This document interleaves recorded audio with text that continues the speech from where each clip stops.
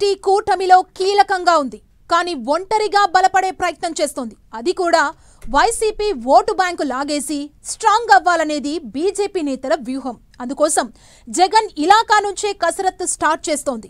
రాయలసీమలో ఈక్వేషన్స్ మార్చేయాలని స్కెచ్ గీస్తోంది. సీమలో కమలం పాగా వేయడం అంత ఈజీనా? పీవీఎన్ మాధవ్ వ్యూహం ఏంటి?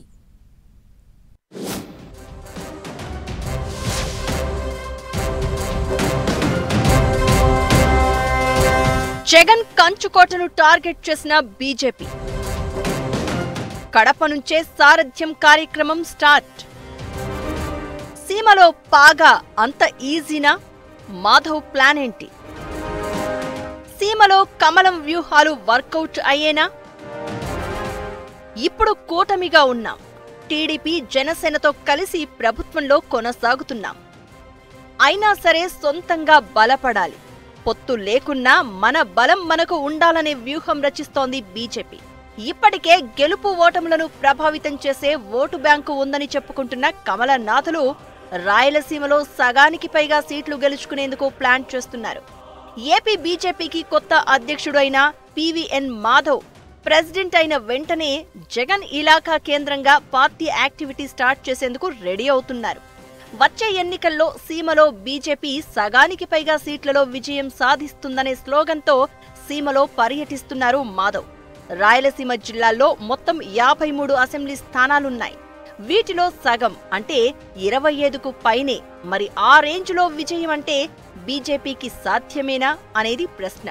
మొన్నటి ఎన్నికల్లో జమ్మలమడుగు నియోజకవర్గంలో విజయం దక్కించుకున్నారు. అయితే బీజేపీ ఎప్పుడు గెలిచినా టీడీపీతో పొత్తు ఉన్నప్పుడు మాత్రమే సాధ్యమవుతోంది. టీడీపీతో పొత్తు కాదని 2019లో ఒంటరి పోరాటం చేసినప్పుడు పెద్దగా ప్రభావం చూపలేకపోయింది.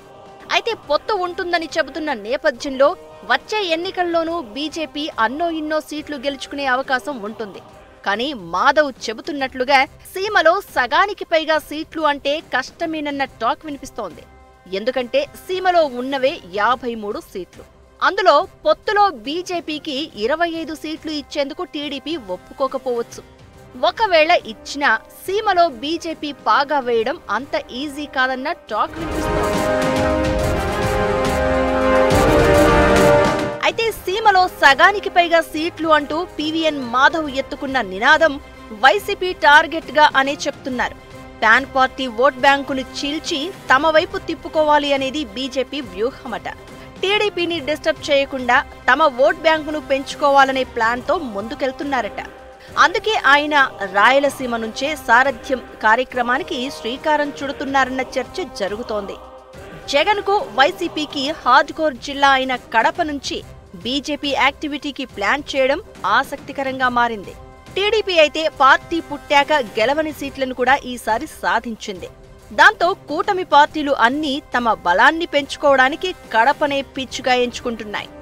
బీజేపీ అయితే రాయలసీమపై స్పెషల్ ఫోకస్ పెడుతోంది. దాంతో వైసీపీ వర్సెస్ కూటమిగా రాయలసీమ రాజకీయం మారిపోయింది.